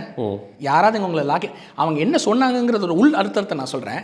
அன்ரெகனைஸ்ட் ஆப்ஸ் இந்த மாதிரி சும்மா யாராவது ரன் பண்ணுறாங்கன்னா அது யூஸ் பண்ணாதீங்க. யாருக்கிட்ட தங்கமோ வெள்ளியோ இல்லையோ அவங்கள வாங்காதீங்கன்றாங்க. எங்ககிட்ட நம்ம இந்த மாதிரி தங்கம் ஃபிசிக்கலாகவே இருக்குது. நாங்கள் எல்லாம் நீங்கள் ஆப்பில் வாங்குற கோல்டு அண்ட் சில்வர் எல்லாமே ஃபிசிக்கல் கோல்டு அண்ட் ஃபிசிக்கல் சில்வராக தான் நாங்கள் வந்து வச்சுருக்கோம் ஆக்சுவலி. புரியுதுங்களா? ஸோ இந்த மாதிரி இருக்கும்போது கஸ்டமர் இன்னைக்கு வாங்கி நாளைக்கு வீட்டுக்கு டெலிவரி எடுத்துக்கலாம். நான் வாங்கியிருக்கேன். நான் அஃப்கோர்ஸ் நான் வந்து உங்கள்கிட்ட சொல்லலை. நான் எடுத்தோடனே ஸ்பான்சர் எடுத்தோடனே நான் வந்து கோல்டு 2-3 வாங்கினேன், அப்புறம் சில்வர் 3 வாங்கினேன். இதெல்லாம் வாங்கி ஆர்டர் பண்ணிட்டு தான் நானும் மற்ற இன்ஃப்ளூயன்சர்ஸ்லாம் விசாரிச்சுட்டு தான் பண்ணோம். ஸோ அது உங்களுக்கு தெரியுமான்னு தெரியல. ஸோ அதனால் ஏன்னா அது நம்ம பண்ணாமல் பண்ண முடியாது. அது டெலிவரி எக்ஸ்பீரியன்ஸஸ் பார்க்கணும், குவாலிட்டி பார்க்கணும், பேக்கிங் பார்க்கணும். ஸோ அதெல்லாம் பார்த்துட்டு தான் நான் அது எக்ஸாக்ட்லி. ஸோ இதை தான் அவங்க சொல்கிறாங்க. காஷன் என்ன கொடுக்குறாங்கன்னா டிஜிட்டல் கோல்டு இன்வெஸ்ட் பண்ணுறவங்க கூட இதெல்லாம் இருக்கான்னு பார்த்துட்டு வாங்குங்கன்னு சொல்கிறாங்களே தவிர பண்ணாதீங்கன்னு சொல்லலை. இவங்க தமிழ் ஊடகங்கள் என்ன பண்ணிட்டாங்க, அது ஒரு மீம் கிரியேட் பண்ணும்போது பண்ணாதீங்க, பண்ணிங்கன்னா உங்கள் காசு காணாமல் போயிடும்ன்ற மாதிரி சொல்கிறாங்க. அது தப்பு. ஸோ நான் என்ன சொல்கிறேன், ஒரு கிராம் வர எடுத்துக்கிட்டிங்கன்னா உங்களுக்கு என்ன ரிஸ்க் இருக்குது? அதை நான் சொல்கிறேன். அங்கே உங்களுக்கு கோல்டே கண்ணில் காட்ட மாட்டாங்க, கோல்டே உங்களுக்கு கிடைக்காதுன்றாங்க. அதை நம்பி போடுங்கன்னு சொல்கிறாங்க. செபி இருக்குது. நான் சொல்கிறேன் நீங்கள் உங்களை நம்புங்க. 1 கிராம் வந்தோன்னா ஆர்டர் பண்ணி காயின் எடுத்து வீட்டில் வச்சுக்கோங்க. உங்கள் கையில் தான் தங்க இருக்கிற வரைக்கும் உங்களுக்கு மேபி இந்த ETF அந்த மாதிரி போகிறவங்க வீட்டில் ஃபிசிக்கலாக வாங்கி வைக்க முடியல, ரிஸ்க் இருக்குது, தெஃப்ட் ரிஃப்ட் அது மாதிரி நினைக்கிறவங்க என்ன கேட்டால் நான் அப்படி புரிஞ்சுக்கிட்டேன்னா ஷார்ட் டைம் இன்வெஸ்ட்மெண்ட்டுக்கு இந்த மாதிரி வாங்கி போட்டு எடுத்துக்கிட்டே இருங்க காயினா. லாங் டைம் இன்வெஸ்ட்மெண்ட்டுக்கு மேபி ETF போட்டாலும் கண்டிப்பாக அந்த பிரச்சனை இருக்குது. பர்சன்டேஜாக பிரிச்சுக்கோங்கிற நான் ரேஷியோ. இப்போ நான் இந்த இடத்துல ஒரு விஷயம் சொல்கிறேன். ஒரு ரிச் பர்சன் வந்து ஃபிசிக்கல் கோல்டு வாங்கி வீட்டில் வச்சிருப்பாரா, ETF வாங்கி வீட்டில் வச்சிருப்பாரு நீங்கள் நினச்சிங்கன்னா ஃபிசிக்கல் கோல்டு மட்டும் தான் வாங்கி வச்சிருக்காங்க. கண்டிப்பாக நம்ம எல்லா மக்களுக்குமே வாழ்க்கையில் ரிச் ஆகணும்னு ஆசை இருக்குன்னா சிம்பிள் கான்செப்ட். ரிச் பீப்புள் என்ன பண்ணுறாங்களோ நம்ம ஃபாலோ பண்ணணும், அவ்வளோதான். என்ன கேட்டால் கரெக்டுங்களா? இப்போது நல்லா படிக்கிறவனை பார்த்து நம்மளும் நல்லா படிக்கணும்னு நினச்சா நம்மளும் நல்லா படித்தா போதும், அவ்வளோதான். கரெக்ட். சக்ஸஸ் ஆன பீப்புள் என்ன பண்ணுறாங்களோ அதை நம்ம ஃபாலோ பண்ணால் ஆட்டோமேட்டிக்காக வந்துடும். ஸோ மக்கள் கேட்குறது என்னன்னா ஒரே கொஸ்டின், நாங்கள் எப்படி உங்களை நம்புறது அப்படிங்கிறது தான். ஸோ நீங்கள் அதை நீங்கள் சொல்கிற ஆன்சர் வச்சு அவங்க உங்களை நம்புறதா இல்லையான்றது நீங்கள் தான் சொல்லணும். ஓகே. So simple. ஆக்சுவலி நான் கம்பெனி ஸ்டார்ட் பண்ணும்போதே என்ன R&D பண்ணி நாங்கள் செபி ரீச் பண்ணுறோம். இதுக்கு ஏதாவது ஸ்பெசிஃபிக் லைசன்ஸ் நீங்கள் வச்சிருக்கீங்களா, கைட்லைன்ஸ் வச்சிருக்கீங்களான்னப்போ gold and silver or commodities it doesn't come under us at the moment we don't have any licences for this தான் செபியோட ஆன்சராகவும் ஸ்டாண்டாகவும் இருந்துச்சு. Okay. Just because of that நம்ம பண்ணக்கூடாது அர்த்தம் கிடையாது. ஏன்னா நகை கடைக்கும் செபி லைசன்சஸ் ஒன்றும் கிடையாது, நகை கடையில் இருக்கிற சிட் ஸ்கீமுக்குமே கிடையாது. ஸோ டெக்னிக்கலி அதோட அர்த்தம் என்ன அப்படின்னா நாளைக்கு அந்த நகை கடை லாஸ் ஆகி 3 நாளும் செபி கான்செப்டோ செபியோட ரெகுலேஷன்ஸும் எதுவுமே கிடையாது. அண்ட் அந்த கஸ்டமர்ஸோட அதுதான் அதோட அர்த்தம். அதுக்காக உடனே கடையெல்லாம் மூடிடலாமா, இல்லை கடையில் யாரும் போய் வாங்காதீங்கன்னு நம்ம சொல்லக்கூடாது, தப்பாக இருக்கும். ரைட்டுங்களா? ஸோ அப்படி பார்க்கச்சில இப்போ நாங்கள் 2022 நாங்கள் ஸ்டார்ட் பண்ணி ஆப் லான்ச் பண்ணும்போது அகைன் எனக்கு நல்லா ஞாபகம் இருக்குது. எங்கள் ஆப்பில் 5700 ஒரு கிராமு நான் இருந்துச்சு ஆப்பில். நான் எங்கள் ஆப்பில் செல் பண்ணிடுவோம் கஸ்டமர்ஸ்க்கு. இப்போது நம்ம பேசுகிற டைமில் 12,500-600 ரேஞ்சில் இருக்குது. ஸோ அப்போலேருந்து இப்போ வரைக்கும் நாங்கள் ட்ராக் ரெக்கார்டில் ஆர்டர் பண்ணுற வாங்குகிற கஸ்டமர்ஸ்க்கு நாங்கள் இப்போ வரைக்கும் பர்ஃபெக்டாக சேஃப் டெலிவரி கொடுத்துருக்கோம், இன்ஷியோர் டோர் ஸ்டெப் டெலிவரி கொடுத்துருக்கோம். இதையும் தாண்டி நாங்கள் மினிஸ்ட்ரி ஆஃப் கார்பரேட் அஃபேர்ஸில் ரெஜிஸ்டர்டு. சரிங்களா? அடுத்தது GST கவுன்சிலில் நாங்கள் ரெஜிஸ்டர்ட் ஃபார் ப்ரெஷியஸ் மெட்டல்ஸ். சரிங்களா? 3வது இதெல்லாம் அவங்க போய் பப்ளிக் ரெக்கார்டில் செக் பண்ணலாம். எங்கள் கம்பெனி ஓகே மக்களுக்கு வந்து ஆரா கோல்டுங்கிறது தான் கம்பெனி நேம் நினச்சிட்டு இருக்காங்க. அது எங்களோட ஆப்போட நேம். எங்கள் கம்பெனியோட நேம் மொய் டெக்னாலஜி பிரைவேட் லிமிடெட். சரிங்களா? தமிழ் ஃபினான்ஸ் வேர்டு தான் எங்கள் கம்பெனியோட நேம். ஸோ ஆரா கோல்டுன்றது எங்கள் ஆப்போட நேம். ஜஸ்ட் லைக் பேடிஎம் எடுத்துக்கிட்டிங்கன்னா அவங்களோட கம்பெனி நேம் வந்து 197 டெக்னாலஜி பிரைவேட் லிமிடெட், ஆனால் ஆப்போட நேம் பேடிஎம். Similar concept. அடுத்தது என்னென்னா இப்போ நாங்கள் இதெல்லாம் பண்ணும்போது அடுத்தது வந்து BIS. ஸோ BIS எதுக்கு வருது அப்படின்னா பியூரிட்டி ஆஃப் த கோல்டில் வருது. எங்களுக்கு கோல்டு அண்ட் சில்வர் ரெண்டுக்குமே 99.9% பியூரிட்டிக்கு சர்டிஃபிகேஷன் கொடுத்துருக்காங்க. ஸோ நாங்கள் பியூர் கோல்டு அண்ட் பியூர் சில்வரை கஸ்டமர்ஸ்க்கு கொடுக்கலாம். அதோடுமே நீங்கள் வந்து BIS வெப்சைட்டில் இல்லை மானக் ஆன்லைன் ஒரு கவர்மெண்ட் வெப்சைட்டில் போய் நீங்கள் எங்கள் கம்பெனி அதில் லிஸ்ட்டாக இருக்கான்னு நீங்கள் பார்த்து தெரிஞ்சுக்கலாம். ஸோ இதெல்லாம் வந்து பப்ளிக் அவைலபிள் ரெக்கார்ட். நான் கொடுக்கணும்னு அவசியம் இல்லை, அது நீங்களே பப்ளிக் ரெக்கார்டில் பார்த்துக்கலாம். இப்போ இல்லாத ஒரு செபி லைசன்ஸை நம்மளால் பண்ண முடியாது. பட் நாங்கள் என்ன எக்ஸ்பெக்ட் பண்ணோன்னா அவங்க என்ன சொன்னாங்கன்னா ஓவர் த ஃபியூ இயர்ஸ் கழிச்சு நாங்கள் இதுக்கு ரெகுலேஷன் ஏதாவது கொண்டு வந்தாலும் நீங்கள் அந்நேரம் அப்ளை பண்ணுங்கன்னு சொன்னாங்க. அப்படி அவங்க கொண்டு வரும்போது we are one among the first company to apply and get it from SEBI, which is we are ready. So அடுத்தது என்னென்னா இப்போ நீங்கள் இது எப்படி ஒர்க் ஆகுதுன்னு சொல்கிறேன். சிம்பிள். நீங்கள் வந்து இங்கே கஸ்டமர்ஸ் வந்து வாங்குற கோல்டு அண்ட் சில்வர் எல்லாமே வால்ட்டில், அதாவது பேங்க் கிரேட் வால்ட்டில், இன்ஷூர்டு வால்ட்டில் 24/7 சர்வேலன்ஸ் இருக்கிற வால்ட்டில் ஸ்டோர் ஆயிருக்கு. Including customers gold and our gold and எல்லாமே ஒரே லெவலில் ஸ்டோர் ஆயிருக்கு. ஸோ நாங்கள் உங்கள்கிட்ட ஆரோக்கியில் வாங்குற கோல்டை நீங்கள் அங்கே எடுத்து வைக்கிறீங்க. அங்கே வந்து டெய்லி ஆட் ஆகிட்டே இருக்கும். உள்ள எங்கே இருக்குது இந்த ஃபிசிக்கல் வால்ட்? அங்கே வந்து டெய்லி ஆட் ஆகிட்டே இருக்கும். ஏன்னா ஃபிசிக்கல் வால்ட் எல்லாமே ஃபிசிக்கல் கோல்டு ஃபிசிக்கல் சில்வரும் வராது. கரெக்டுங்களா? ஃபிசிக்கலாக இருக்கிறது தான் முக்கியமான அட்வான்டேஜ். டிஜிட்டல் கோல்டு அப்படிங்கிறது நிறைய பேர் என்ன புரிஞ்சுக்கிறாங்கன்னா ஏதோ லைக் ஆப்பில் நம்பர் மட்டும் ஏற்றுறாங்க. அப்படி கிடையாது. இதில் முக்கியமான விஷயம் என்ன அப்படிங்க நினச்சிங்கன்னா ஃபிசிக்கல் கோல்டை டிஜிட்டல் ஃபார்மெட்டில் நீங்கள் ஹோல்ட் பண்ணிக்கிறீங்க. இதோட அட்வான்டேஜ் வந்து உங்களுக்கு சேஃப்டி செக்யூரிட்டி. நீங்கள் வீட்டில் வாங்கி வச்சுக்கலாம், தப்பு இல்லை. நான் சொன்னேன் 1 கிராம் ஒன்று வாங்கி நீங்கள் வீட்டில் பத்திரமா வச்சுக்கிறீங்க, வச்சுக்கோங்க. சில பேர் என்ன சொல்லுவாங்க, எனக்கு வீட்டில் வச்சுக்கிறதுக்கு பயமாக இருக்குன்னா எங்களை இன்சூர்ட் வால்ட்டில் வைக்கும்போது எங்கள் வால்ட்டுக்கு insurance against theft, fire, tsunami, earthquake எல்லாத்துக்கும் ப்ரொடெக்ஷன் இருக்கிறதுனால இன்கேஸ் ஏதாவது ஆனால் கூட எங்களால் அந்த இன்சூரன்ஸ் கிளைம் பண்ணி உங்களோட கோல் சேஃப்னு நான் சொல்கிறேன். எது எது தேவையோ அதை கட்டாயமாக நாங்கள் பண்ணுறோம்னு நான் சொல்கிறேன். ஸோ செபி கீழே வரலே தவிர உங்களுக்குன்னு சில நார்ம்ஸ்லாம் இருக்குது, நாங்கள் அதை ஃபாலோ பண்ணுறோம். இது வந்து இண்டஸ்ட்ரி ஸ்டாண்டர்ட் ஆக்சுவலி. அப்போ இது எப்படி என்ன டிஃப்ரென்ஸ்? நீங்கள் சொன்ன மாதிரி இடிஎஃப் நீங்கள் ஒதுக்கியாச்சு, இடிஎஃப்ல இருக்கக்கூடிய நஷ்டங்கள்லாம் சொன்னீங்க, ஓகே. ஃபிசிக்கல் கோல்டுன்னு வந்தாச்சு. ஃபிசிக்கல் கோல்டு நான் போய் கடையில் வாங்கலாம் ஒன்று, இன்னொன்று உங்களை மாதிரி ஆரா கோல்டு டிஜிட்டல் கோல்டாக வாங்கலாம். இது ரெண்டுத்தில் எனக்கு என்ன டிஃப்ரென்ஸ்? நான் போய் கடையிலே வாங்கலாம், நான் நீங்கள் சொன்னீங்க ஒரு கிராம் சேர்த்து வாங்கிடுங்கன்னு சொன்னீங்க. நான் வந்து கடையிலே வாங்கலாம் இல்லை, நான் ஏன் உங்கள்கிட்ட வாங்குறேன்? சூப்பர். ஃபஸ்ட்டு திங் வந்து நீங்கள் டீ குடிக்கிற காசில் கடையில் வாங்க முடியாது. கடைக்கு போய் நீங்கள் 10 ரூபா எடுத்துகிட்டு போனீங்கன்னா அவங்க மதிக்க விட மாட்டாங்க, ஓகேங்களா? ரெண்டாவது என்னன்னா, இங்கே மில்லிகிராமில் கூட நீங்கள் 10 ரூபா கொடுத்தாலும் ஒரு காலேஜ் ஸ்டூடெண்ட் கூட நம்ம ஆப் யூஸ் பண்ணுறாங்க. காலேஜ் ஸ்டூடெண்ட் கூட கொஞ்சம் கொஞ்சமாக சேவ் பண்ணுறாங்க. ஆட்டோ டிரைவர்ஸ் யூஸ் பண்ணுறாங்க, இந்த தூய்மை பணியாளர்கள் யூஸ் பண்ணுறாங்க, எல்லா செக்டாருமே யூஸ் பண்ணுறாங்க. ஐடி கம்பெனியில் வேலை பார்க்குறவங்களும் யூஸ் பண்ணுறாங்க. ஸோ இங்கே வந்து உங்களுக்கு பேரியரே கிடையாது. 10 ரூபா இருந்தால் கூட நீங்கள் இன்றைக்கி கோல்டில் இன்றைக்கி லைவ் ரேட்டில் இன்வெஸ்ட் பண்ணிக்கிறீங்க ஃபஸ்ட்டு. ரெண்டாவது, நான் உங்களுக்கு டோர் ஸ்டெப் டெலிவரி பண்ணுறதுனால உங்களுக்கு நேரம் மிச்சமாகுது. இப்போ நீங்கள் இதே ஆஃப்லைனில் வாங்க போனால் நீங்கள் அந்த கடைக்கு போயிட்டு வரணும். அதுக்கு உங்களுக்கு ஒரு சில மணி நேரங்கள் ஆகலாம் போய் வாங்கிட்டு வர்றதுக்கு. கடையில் வாங்குறதுனால அது பியூரிட்டி ஜாஸ்தியான 99.9க்கு மேலே எதுவும் கிடையாது. ஸோ அது பியூரிட்டியில் எந்த டிஃபரன்ஸும் கிடையாது. ஆனால் கடையில் போனீங்கன்னா ஆப்வியஸ்லி நான் சொன்னமே அவங்களோட ஆப்ரேஷனல் காஸ்ட் இருக்கிறனால அச்சுக்கூலி அப்படின்னு சொல்லி மேக்கிங் சார்ஜ் அப்படின்னு வாங்குவாங்க. அதை நீங்கள் கொடுக்க தான் போகிறீங்க. அது வந்து இந்த 300 ரூபாயோட அதிகம் தான். அது என்னால் ஷுவராக சொல்ல முடியும். அப்போ என்ன ஆகுது அப்படின்னு கேட்டிங்கன்னா, இதை நீங்கள் ஓகே நான் ஆஃப்லைனில் வாங்கி காட்டுறேன் பாரு அப்படின்னு சொல்லி நீங்கள் ட்ரை பண்ணிங்கன்னா you will end up paying மோர். இது வந்து ஓப்பனாகவே நான் சொல்கிறதுக்கான காரணம் that is how I device the business plan. 10 gram காயினை எங்ககிட்ட வாங்கினாங்க, எக்ஸாம்பிள் அதில் காட்டிடுறேன். ஸோ இந்த 10 கிராம் காயினை கடையில் போய் வாங்க போனாங்க அப்படின்னா they will end up paying 6000 rupees making charge மட்டும் நான் சொல்கிறேன். நான் 900 rupeesக்கு இதை வீட்டுக்கு டெலிவரி பண்ணுறேன். இன்சூரன்ஸோட போட்டு உங்கள் வீட்டுக்கு வருது. இந்த 10 கிராம்ங்கிறது 1.25 லட்ச ரூபா. 1.25 லட்ச ரூபா பொருளை நீங்கள் ஆன்லைனில் வாங்குறீங்கனாலே அஃப்கோர்ஸ் அதை நாங்கள் சம்பாதிச்சிருக்கோங்கிறது எனக்கு பெரிய விஷயம். ஏன்னா 8 லட்சம் பேர் யூஸ் பண்ணுற ஆப்பு இன்றைக்கி 10 கிராமில் இல்லை, அதுக்கும் மேலே டினாமினேஷன் டெலிவரி பண்ணிட்டு இருக்கோம். 1.25 லட்ச ரூபா ஒரு நம்பி நம்மளை வாங்குறாங்கிறது நான் ஒரு பெரிய ஒரு ப்ரிவிலேஜாக பார்க்குறேன். மக்கள் எங்கள் மேலே நம்பி 1.25 லட்ச ரூபாய்க்கு ஆன்லைனில் கோல்டு வாங்கி வீட்டுக்கு டெலிவரி ஆகும்போது ஆனதுக்கப்புறம் சொல்கிறாங்க, சார் புதுசாக இருக்குது சார், நான் கோல்டெல்லாம் ஆன்லைனில் வாங்கணும்னு நினச்சே பார்க்கல, 1.25 லட்ச ரூபாய்க்கு நான் வாங்கியிருக்கேன்றாங்க. அந்த 1.25 லட்ச ரூபா உங்கள் வீட்டுக்கு டெலிவரி ஆகுது, நான் 900 rupees ஆகுதுன்றேன். ஜாஸ்தியாக இருக்குது சார் அப்படின்னு ஃபீல் பண்ணாங்க. சரி சார் ஆஃப்லைனில் வாங்கி ட்ரை பண்ணுங்கள். போய் பார்த்து விசாரிச்சுட்டு சார் உங்கள்கிட்டே வாங்கிக்கிறேன் அப்படியே வந்தவங்க நிறைய பேர். சில்வரே எடுத்துக்கிட்டிங்கன்னா அதே மாதிரி தான். ஆஃப்லைன் ஸ்டோர்ஸ்க்கும் நமக்கும் கிராமுக்கு 8 to 10 rupees per gram difference இருக்கும்.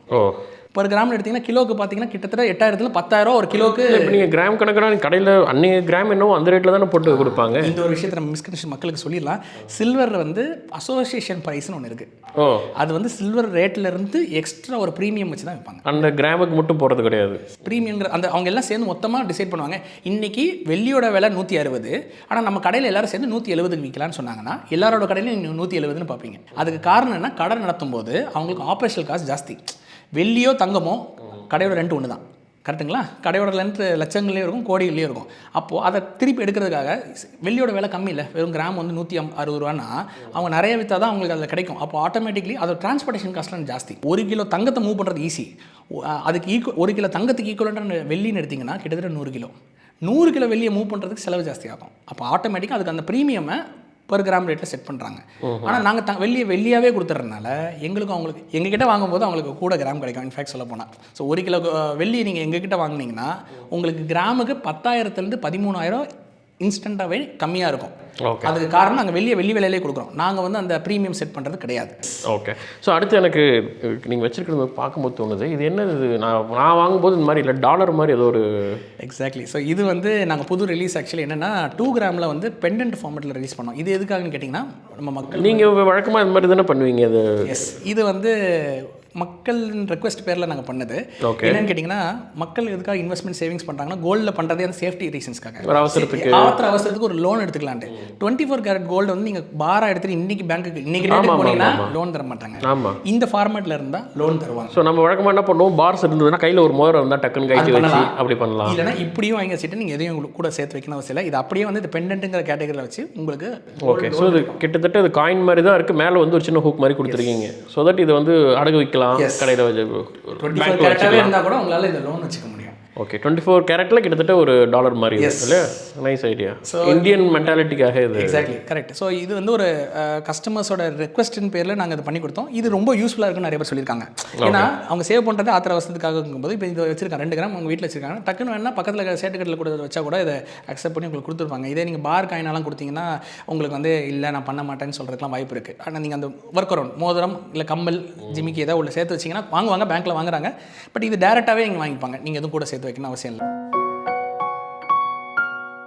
ஓகே, அடுத்து வந்து எனக்கு என்னென்னா இப்போ இந்த கோல்டு ஃப்ளக்சுவேஷன் பயங்கரமாக இருக்கு இல்லையா? கடகடன்னு ஏறிச்சு. எனக்கு தெரிஞ்சு ஒரு 3-4 மாதத்தில் பயங்கரமாக ஏறி இப்போ இறங்க ஆரம்பிச்சிருச்சு. இப்போ என்ன நினைக்கிறாங்க, எல்லாருமே விலை குறைய ஆரம்பிச்சிருச்சு அப்படின்னு விற்க ஆரம்பிக்கிறாங்க. இப்போ என்ன, இப்போ இந்த வருஷம் எண்டுக்குள்ளே இன்னும் அதிகமாகும்னு நினைக்கிறீங்களா இல்லை கம்மியாகுமா? உங்களுடைய சூப்பர் கணிப்பு என்ன? எதுக்கு அதிகமாச்சு நமக்கு எல்லாமே தெரியும். டேரிஃப் வார், ட்ரேட் வார், உலகம் முழுக்க நிறைய வார் நடந்துகிட்டு இருக்கிறதுனால அன்சர்டன் சிச்சுவேஷன் அதிகமாக. இதுவும் கேட்குறாங்க, இதனால் கோல்டு திடீர்னு ஏறுது, ஏன் இறங்குது, என்ன ரீசன்ஸ் காமனாக? ஓகே, ஸோ இந்த மாதிரி அதான் நான் சொன்னேன், டேரிஃப் வார், இது ஒரு நாட்டுக்கு உக்ரைன் ரஷ்யா வார், ஏகப்பட்ட ஒரு 3 வார் ஒரே டைமில் நடந்துட்டு இருக்கு. அதையும் தாண்டி புதுசாக ஒரு வார் வரலாமான்னு யோசிச்சுட்டு இருக்கு, சைனாக்கும் டாய்வானுக்கும். ஸோ இந்த மாதிரி உலகங்களுக்கு அசாதாரண சூழ்நிலைகள் இருக்கும்போது கோல்டு நல்லா பெர்ஃபார்ம் பண்ணும். ஸோ கோல்டை வாங்கி குவிக்கிறாங்க நாடுகள், அப்படியா? அதனாலயா? எஸ், அதுக்கு காரணம் என்னன்னு கேட்டிங்கன்னா, இதுக்கு முன்னாடி வரைக்கும் 2000 இந்த கோவிடுக்கு முன்னாடி வரைக்கும் டாலரை தான் வாங்கி குவிச்சிட்டு இருந்தாங்க. அதனால டாலர் ரொம்ப ஸ்ட்ராங்காக இருந்துச்சு. ஆனால் ஒரு பாயிண்ட் ஆஃப் டைமில் என்ன ஆயிடுச்சுன்னு கேட்டீங்கன்னா, டாலர் ஒரு பேப்பர், அது அவ்வளோ வெறும் பேப்பர். கவர்மெண்ட் US கவர்மெண்ட் நினைச்சா ஓவர் நைட்டில் 1 லட்சம் கோடி அடிக்க முடியும்னு அவங்களுக்கு தெரியுது. அதுக்கப்புறம் தங்கத்தை கிரியேட் பண்ண முடியாது. தங்கம் இஸ் காட்ஸ் மணின்னு சொல்கிறாங்க. அப்படின்னு என்ன அர்த்தம்னா, கடவுளால் உருவாக்கப்பட்ட உண்மையான மணி. இன்னும் சொல்ல போனால் கோல்டு நம்ம பூமியை சேர்ந்தது இல்லை, அது ஒரு விண்கற்கள் மேலே காமெட் மாதிரி வேற எங்கேருந்து வந்து அந்த ஒரு உலகம் அப்படின்னு சொல்கிறாங்க. பூமிக்கு நேட்டிவாகவே இல்லாத ஒரு கோல்டு லிமிடெட் சப்ளையில் இருக்கிறதுனால அந்த கோல்டு வந்து மனிதனால் கிரியேட் பண்ண முடியாது. அப்போது அதனால தான் அது பர்ஃபெக்ட் ஃபார்ம் ஆஃப் மணி அப்படின்றாங்க. இந்த பேப்பர் வந்து ஓவர் நைட்லாம் வச்சடிச்சிக்கலாம். ஓகே, இது எப்படின்னா, நம்ம மாதம் சம்பாதிக்கிறோம், செலவு பண்ணுறது வந்து வரவுக்கு மீறி நம்மளால் செலவு பண்ண முடியாது, கரெக்டுங்களா? ஆனால் கவர்மெண்ட்டுக்கு அப்படி கிடையாது. வரவுக்கும் மீறி 10 மடங்கு கூட நீங்கள் செலவு பண்ணலாம். உங்களோட வருமானம் வந்து 100 ரூபா இருக்கலாம், செலவு 500 ரூபா கூட நீங்கள் பண்ணலாம். 400 ரூபா பிரிண்ட் பண்ணிடுவீங்க. அது இன்ஃபேக்ட் நம்ம நாடுகளில் இப்போ இந்தியாவில் வந்து அதுமாதிரி பிரிண்ட் பண்ணால் நமக்கு வந்து எக்கனாமி வந்து கொலாப்ஸ் ஆகிடும். ஆனால் ஃபாரினுக்கு வந்து பண்ண முடியாது. அமெரிக்கா மட்டும் பண்ண முடியும். அதுக்கு காரணம் என்னன்னு கேட்டிங்கன்னா, அவங்ககிட்ட 9000 டன் கோல்டு இருக்குது. 9000 டன் கோல்டு வச்சிருக்கான். ப்ளஸ் அவனோட கரன்சி யூனிவர்சல் கரன்சி யூஸ் பண்ணுறாங்க. அதுவும் ஒரு ரீசன். நீங்கள் எங்கேருந்து மாற்றினாலும் யூஎஸ்டியை மாற்றி தான் மாற்றுறதால அது அவனுக்கு பெனிஃபிட். அது அவனுக்கு பெனிஃபிட் ஆகுது. இதை உடைக்கணும்னு கண்ட்ரிஸ் பிரிக்ஸ் நேஷன் முடிவு பண்ணி, அதனால தான் இப்போ எல்லாரும் கோல்டு வாங்கி வைக்கிறோம். எல்லா பிரிக்ஸ் நேஷனும் கையில் இருக்க டாலரை டிஸ்போஸ் பண்ணி கோல்டு மாற்ற ஆரம்பிச்சிட்டாங்க கடந்த 2 வருஷத்தில். இது சைனா தான் நம்பர் 1. டன் கணக்கில் வாங்குறான், டெய்லி டன் கணக்கில் வாங்கினான்னா அப்போ யோசிச்சு பாருங்கள். அப்போ அப்படி வாங்கும்போது உங்களுக்கு ஆட்டோமேட்டிக்காக மக்கள் நினச்சிட்டு இருக்காங்க, நம்மளாம் போய் ஏதோ கடையில் கொஞ்சோன்னு இந்த 1 பவுன் 2 பவுன் வாங்குறதுனால தான் தங்க ரேட் ஏறுதுன்னு நினைக்கிறேன். கிடையவே கிடையாது. உலக நாடுகள், உலக வங்கிகள் வாங்குறதுனால தான் தங்கத்தின் விலை இவ்வளோ ஸ்பீடாக ஏறிச்சு. அதுவும் எவ்வளோ வருஷம் ஸ்டார்ட் பண்ணோம், 7500 இருந்தது, வருஷம் முடியவே இல்லை, அதுக்குள்ளே 12500 வந்திருக்கு. ஒரே ஹிஸ்ட்ரி ஆஃப் கோல்டுலேயே கடந்த 100 வருட காலங்கள் எடுத்துக்கிட்டிங்கன்னா கூட இந்த அளவுக்கு கோல்டு ரேட் ஏறின எந்த வருஷமுமே கிடையாது. எத்தனை பர்சன்டேஜ்? ஓவர் பீரியட் ஆஃப் 8 மந்த்ஸில் எடுத்து பார்த்தீங்கன்னா 52%. ஸோ இப்போ இந்த டிசம்பர் வரதுக்குள்ளே என்ன ஆகும்னு உங்களுடைய அசம்ஷன்? ஸோ இப்போ நம்ம வந்து 13500 வரைக்கும் போயிட்டு 12200 வரைக்கும் ட்ராப் ஆச்சு. இப்போ இது என்ன ஆச்சுன்னு கேட்டிங்கன்னா, மக்களோட மென்டாலிட்டி இருக்குது. நான் ஜென்ரலாக சொல்லிடுறேன், ஓரளவு எல்லா கேட்டகரிஸ். இப்போ நான் சொன்ன விஷயங்களை கேட்டு டெய்லி கோல்டு வாங்குற செட் ஆஃப் பீப்புள் இருக்கா, டிசிப்ளின்டாக என்ன ரேட்டாக இருந்தாலும் நான் டெய்லி வாங்கிடுவேன். எஸ்ஐபி மாதிரி டெய்லி கண்ணை மூடிட்டு 100 நல்லா இருக்குது. எனக்கு நெய்பர் சொன்னாங்க, நான் சொல்லி தான் வாங்கியிருந்தாங்க. டெய்லி 10 ரூபா, அது போகிறதே எனக்கு தெரியல. சில பேர் 50 ரூபா, எனக்கு பெரிய விஷயமே இல்லை, ஆனால் அது செஞ்சுட்டே வருதுங்கிறது சிம்பிளான விஷயம். நம்ம அறியாமல் போயிட்டே இருக்கு. ஒரு டிசிப்ளின். அது எக்ஸாக்ட்லி அந்த டிசிப்ளினை கரெக்டாக ஃபாலோ பண்ணவங்க வாங்கிட்டே இருக்காங்க. இன்னொரு மக்கள் என்ன பண்ணுறாங்க, டைம் பண்ண ட்ரை பண்ணுறாங்க. எப்போ ரேட்டு குறையுது அப்போ தான் வாங்குவேன்னு ட்ரை பண்ணுறவங்க. சரி 13,000 வாங்கலைன்னு வச்சுக்கோங்க, 12,200 வந்துச்சுல அன்றைக்கும் வாங்கலை, ஏன்னு கேட்டால் இன்னும் கீழே போகணும்னு வெயிட் பண்ணுறாங்க. இந்த மென்டாலிட்டி மாற்றணும். இதுதான் நான் சொல்கிறேன். அப்படி நினச்சவங்களால 1 கிராம் கூட வாங்க முடியும். அதுக்கு தான் ஆவரேஜிங்கிற கான்செப்ட் இருக்குது. நீங்கள் ரெகுலராக வாங்கிட்டே வந்தீங்க யூனிஃபார்ம்னா, அது ஏறுது இறங்குது, உங்கள் ஆவரேஜிங்லாம் உங்களுக்கு சரியாயிடும். கரெக்ட். ஸோ நீங்கள் டெய்லி வாங்கும்போது ஆவரேஜ் ஆகிட்டே வரும். நேற்று ஒரு ரேட்டுக்கு வாங்கியிருப்பீங்க, இன்றைக்கி ஒரு ரேட்டுக்கு வாங்கி 2ஓட ஆவரேஜ் நீங்கள் வாங்குறீங்க. அதுதான் best price for gold. So daily வாங்குறது வந்து பெஸ்ட் ஆப்ஷன். அது ஆரோகோல்டில் நீங்கள் செட் பண்ணிட்டீங்கனாலே ஆப் நீங்கள் மறந்தாலும் உங்களுக்கு சேவ் பண்ணி வச்சிடும். உள்ளே போய் பார்த்தீங்கன்னா, ஆஹா நம்மகிட்ட கிராம் இருக்குது, இப்படி வாங்கிக்கலாம். ரெண்டாவது என்னன்னு கேட்டிங்கன்னா, இப்போ இந்த விலையேற்றம் எதை வச்சு நீங்கள் கெஸ் பண்ணுறீங்க இப்போ டிசம்பரில் ஏறும்னு? 2 விஷயம், 2 முக்கியமான விஷயம். ஒன்று வந்து இன்ட்ரெஸ்ட் ரேட் கட். யூஎஸில் ஃபெடரல் பேங்க் வந்து வட்டி விகிதத்தை குறைக்க போகிறாங்க. அப்படின்னா பாரோயிங் பண்ணுறதுக்கு வட்டி குறைய போகுதுன்னு அர்த்தம். ஓகேங்களா? அப்போ மக்கள் என்ன பண்ணுவாங்கன்னா, நிறைய பாரோ பண்ணுவாங்க. ரெண்டாவது டாலராக இருக்கிறதுக்கான வட்டியும் குறைஞ்சிரும் ஆட்டோமேட்டிக்காக. அப்போ ஆட்டோமேட்டிக் மக்கள் டாலராக வச்சிருக்கிறது வேறு ஏதாவது ஒரு அசெட்டாக மாற்றிக்கலாம்னு சொல்லி டாலரை ஃபுல்லாக கோல்டாக மாற்றுவாங்க. ஓகே. இது ஒன்று நடக்கும். ரெண்டாவது வந்து குவான்டிடேட்டிவ் ஈஸிங் அப்படின்னு ஒரு மேட்டர் இருக்குது. அது டிசம்பரில் வரப்போகுது. அமெரிக்கர்கள் எல்லாரோட பேங்க் அக்கௌண்ட்லையும் இலவசமாக $2000 அச்சடிச்சு போட போகிறாங்க. ஆமாம், சொல்லியிருந்தா ட்ரம்ப் ரீசெண்டாக அது பண்ண போகிறாங்க. அதான் பண்ணுவாரான்னு தெரியல, ஆனால் அந்த கான்செப்ட் கோவிட் டைமில் பண்ணாங்களே. கோவிட் டைமில் எல்லாரோட பேங்க்குக்கும் $1500 போட்டாங்க. ஏன்னா யாருமே வேலைக்கு போகல, சாப்பாடுக்கு வேணும்ல அப்படின்னு சொல்லி 1000 இருக்கவே இருக்குது. பிரிண்டிங் ப்ரெஸ் இருக்குது, அடிச்சு தள்ளுடா அப்படின்னு சொல்லி அதை பண்ண போகிறாங்க. டிசம்பரில் கண்டிப்பாக பண்ணுவாங்க. ஏன்னா அது பாஸ் ஆயிடுச்சு. ஸோ எல்லார் அக்கௌண்ட்லையும் $2000 போடுவாங்க. அப்போ என்ன ஆகும், மக்கள்கிட்ட பணம் சர்க்குலேஷன் அதிகமாகும், அதோட வேல்யூ குறையும்ல. அப்போ வேல்யூ குறையிறதுக்கு முன்னாடி போய் கொண்டு போய் மாற்றி வைப்பாங்க, கோல்டில் தான் போடுவாங்க. கோல்டு போய் போடுவாங்க. ஏன்னா ஸ்டாக்கில் போட மாட்டாங்க. ட்ரம்ப் இருக்கிற வரைக்கும் ஸ்டாக்கில் போட ரிஸ்க். ஸோ கோல்டை வாங்கி வச்சுக்கிட்டு அதை என்னைக்கு ஏறுதோ அன்றைக்கி விற்றுக்கலாம்னு நினச்சி டிசம்பருக்குள்ளே கண்டிப்பாக விலையேற்றம் இருக்குது. மறுபடியும் சொன்னால் புது ஆல் டைம் ஹையோட கூட போடவும் வாய்ப்பு இருக்குது. நான் எக்ஸ்பெக்ட் பண்ணுறேன். புது ஆல் டைம் ஹை அப்படிங்கிறது 13,500 தாண்டி போகலாம். டாலர் டேர்ம்ஸில் சொன்னால் $4,300 தாண்டி ஒரு அவுன்ஸ் போகலாம். ஓகே. இது இன்னொரு 6 மாத காலத்துக்குள்ள $5000 பெர் அவுன்ஸ் தாண்டிடும்னு JP மார்கன் ஒரு ரிப்போர்ட் கொடுத்துருக்காங்க. Okay okay. ஸோ நீங்கள் கோல்டை விட சில்வர் அதிகமாக வச்சுருக்கீங்க. என்ன சில்வர் என்ன இப்போ கோல்டு வெர்சஸ் சில்வர், இப்போ சில்வரோடைய க்ரோத் எப்படி இருக்குது? ஸோ இது வந்து 1/2 kg, இது வந்து 100 grams, இது வந்து 50 grams.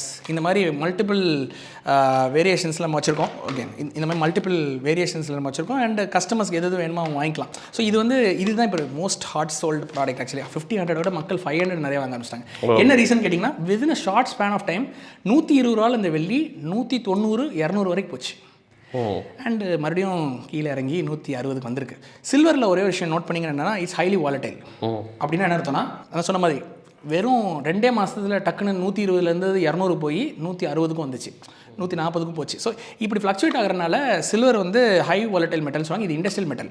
It's not directly hedged against inflation, it's hedge against industrial development. இண்டஸ்ட்ரியில் எப்பப்பெல்லாம் கன்சப்ஷன் ஜாஸ்தியாக இருக்கோ அப்போ சில்வர் ரேட் ஏறும். சில்வரோட ஃபியூச்சர் ஸ்கோப் வந்து ரொம்ப ஸ்ட்ராங்காக இருக்குது. மீனிங் ஈவியில் இதை யூஸ் பண்ணுறாங்க, சோலார் பேனலில் தான் யூஸ் பண்ணுறாங்க. ஸோ இந்த மாதிரி நிறைய பெனிஃபிட்ஸ் இருக்கனால சில்வர் யூஸ் பண்ணுறதுனால சில்வர் வந்து இட்ஸ் இது ஒரு ப்ராபபாக இப்போ சொல்லிட்டு இருக்கிறதுனா சில்வர் இஸ் த நெக்ஸ்ட் கோல்டுன்றாங்க. சில்வரில் க்ரோத் ஜாஸ்தியாக இருக்குது, விச் இஸ் ட்ரூ. பட் பிரச்சனை என்னன்னு கேட்டிங்கன்னா, மைண்ட் செட் ரொம்ப முக்கியம். இன்றைக்கி சில்வர் வாங்கிட்டு நாளைக்கு காலையில் $10 குறைஞ்சிருச்சுன்னா அழக்கூடாது. சரி, இதை நான் ஃபியூச்சராக 1 வருஷம் ஏன்னா 1 வருஷம் கழிச்சு சில்வர் ரேட் கூட இருக்குங்கிறது அதுவும் விதி தான், அதில் மாட்டக்கிறதே கிடையாது. கோல்டு ஏற ப்ரொபோஷனில் சில்வர் ஏறிட்டு தான் இருக்குது. கோல்டை விட 10% எக்ஸ்ட்ரா கொடுத்துருக்கு சில்வர். Gold 52னா silver 62. போன வருஷம் கோல்டு வந்து 42னா சில்வர் 52. ஸோ 10% எக்ஸ்ட்ரா கொடுக்கும். அந்த 10% எனக்கு வேணும், ஆனால் வந்து இந்த ஃப்ளக்சுவேஷன் இருக்கக்கூடாதுன்னு சில்வரில் கேட்க முடியாது. அப்படி தான் மக்கள் நிறைய பேர் வந்து அதான் சொன்னேன், இந்த 52% 62%லாம் மக்கள் எங்கள் ஆப்லேயே வாங்கி பார்த்த ப்ராஃபிட்டை தான் நான் சொல்லிட்டு இருக்கேன். அதுக்கு பேஷன்ஸ் இஸ் வெரி இம்பார்ட்டன்ட். 2 விஷயம் தான். ஒன்று பேஷன்ஸ், இன்னொன்று கன்சிஸ்டன்சி அண்ட் டிசிப்ளின். இந்த 3 இருந்துச்சுன்னா நீங்கள் கோல்டை ஈஸியாக சேர்த்துலாம், சில்வர் ஈஸியாக சேர்க்கலாம். 365 நாள் வாங்கணும். 360 நாள் வாங்கிட்டு 360 நாள் பார்த்தீங்கன்னா 366வது நாள் உங்களோட ரிட்டர்ன் ஆன் இன்வெஸ்ட்மெண்ட் மற்ற யாரெல்லாம் அந்த மாதத்தில் ஒரு நாள் வாங்குறாங்களோ அவங்களோட அதிகமாக இருக்கும். இட்ஸ் லைக் இப்படி எடுத்துக்கோங்க, ஒரு எக்ஸாம்பிளோட சொல்லிடுறேன், சிம்பிளாக மக்கள் புரியும். வருஷத்தில் 12 நாள் மட்டும் நான் ஜிம் போயிட்டு 6 பேக்ஸ் வரணும்னா வருமா? வராது. ஹெல்த்தியாக இருக்கணும்னு இருக்க முடியாது, ஃபிட்டாக இருக்க முடியாது. ஆனால் மக்களுக்கு என்ன வேணும்னா, வருஷத்தில் 12 நாள் மட்டும் தான் நான் இன்வெஸ்ட் பண்ணுவேன், ஆனால் நான் வந்து ஃபினான்ஷியலி பயங்கர ஃபிட்டாக இருக்கணும்னா முடியாது. 365 நாள் நீங்கள் டிசிப்ளினாக இன்வெஸ்ட் பண்ணிங்கன்னா நீங்கள் மார்க்கெட்டே ஆவரேஜ் பண்ணிடுவீங்க. உங்கள் ரிட்டர்ன் ஆன் இன்வெஸ்ட்மெண்ட் அடிச்சு சொல்லி, இது மேத்தமெட்டிக்கல் கான்செப்ட். நான் வந்து கொடுக்குறேன் ஆவரேஜிங் கான்செப்ட்டில் நீங்கள் கண்டிப்பாக பீட் பண்ணிட முடியும். இப்போ நான் டிசம்பர் என்ன நடக்கும் போது இப்போயே சொல்லிட்டேன், நடக்கும்போது ஐயோ வாங்க மாட்டோமோ அப்படின்னு யோசிக்கிறவங்க பெரும்பான்மையாக இருப்பாங்க. இந்த வீடியோ பார்த்துட்டு கொஞ்சம் பேர் வாங்கிடுவாங்க, விச் இஸ் குட். நீங்கள் எங்கே வேணால் வாங்க, நான் ஆரோகோல்டில் தான் வாங்கணும்னு நான் சொல்லலை. ஆரோகோல்டு ஜஸ்ட் அ டூல். அந்த டூலில் நான் உங்களுக்கு இதெல்லாம் என்னால் உங்களுக்கு மோர் வேல்யூ ஃபார் மணி கொடுக்க முடியும். இல்லை சார், எனக்கு இது நம்ம இந்த வீடியோட நோக்கம் வந்து ஆரோகோல்டில் தான் எல்லோரும் யூஸ் பண்ணணும்னு நான் சொல்ல. இதோட யாராவது பெஸ்ட்டாக கொடுத்தா போங்க, தாராளமாக பண்ணுங்கள். எனக்கு ஹாப்பி. இல்லை கடையில் தான் போய் வாங்கினா ஆசையாக இருக்கா, கடையில் போய் கூட வாங்குங்க. ஆனால் வாங்குங்க. ஏன்னா கோல்டு வாங்குறது உங்களுக்கும் உங்கள் ஃபேமிலிக்கும் ஒரு சேஃப்டி நெட் மாதிரி. உங்களுக்கு ஒரு ஆபத்து காலத்தில் அது உங்களை கீழே விழாமல் காப்பாற்றும். அதுதான் கோல்டு. ரைட்டுங்களா? ஓகே ப்ரோ, கோல்டை பற்றியும் சில்வர் பற்றியும் நிறைய கிளியரான எக்ஸ்ப்ளனேஷன் கொடுத்தீங்க. ஹோப் இப்போ அந்த செபியோடைய அந்த பரபரப்பில் இருந்து மக்கள் அந்த பேனிக்லேருந்து கொஞ்சம் வெளில வந்திருப்பாங்க, நிதானமாக இன்வெஸ்ட் பண்ணுவாங்க அப்படின்னு நம்புகிறோம். ஸோ உங்களோட டைமுக்காகவும் அந்த டீட்டெயில் எக்ஸ்ப்ளனேஷனுக்காகவும் ரொம்ப நன்றி. ஸோ ஹோப் இன்றைக்கி கோல்டு பற்றி சில்வர் பற்றிய டவுட்ஸ்லாம் உங்களுக்கு கிளாரிஃபை ஆகிருக்கும். செபியோடைய அந்த போஸ்டர் பார்த்துட்டு நிறைய பேர் டேக் பண்ணியிருந்தீங்களே, உங்களுக்கு டவுட் கிளியர் ஆகிருக்கும்னு நம்புகிறேன். இன்கேஸ் இன்னும் உங்களுக்கு ஏதாவது டவுட்ஸ் இருந்தால் கமெண்ட்டில் சொல்லுங்கள். கண்டிப்பாக அடுத்த இந்த சீரிஸில் அடுத்த எபிசோட வந்து அதை கிளாரிஃபை பண்ணுவோம். இது மாதிரி ஃபினான்ஸ் சம்மந்தமான என்ன டவுட்ஸாக இருந்தாலும் கமெண்ட்ஸில் சொல்லுங்கள். இந்த சீரிஸில் அதைவே நம்ம ஒரு பிளேலிஸ்ட்டில் ஒரு வீடியோவாக ஆட் பண்ணிப்போம். ஸோ ஆரோகோல்டில் நீங்கள் வாங்கணும்னா டிஸ்கிரிப்ஷனில் லிங்க் இருக்குது. ஸோ கண்டிப்பாக அந்த ஆப்பை ட்ரை பண்ணி பாருங்கள். இன்னும் நிறைய சுவாரஸ்யமான விஷயங்கள் தெரிஞ்சுக்க வேண்டியது இருக்குது. தொடர்ந்து இணைந்திருங்கள் மிஸ்டர் ஜிகேயோட. நன்றி.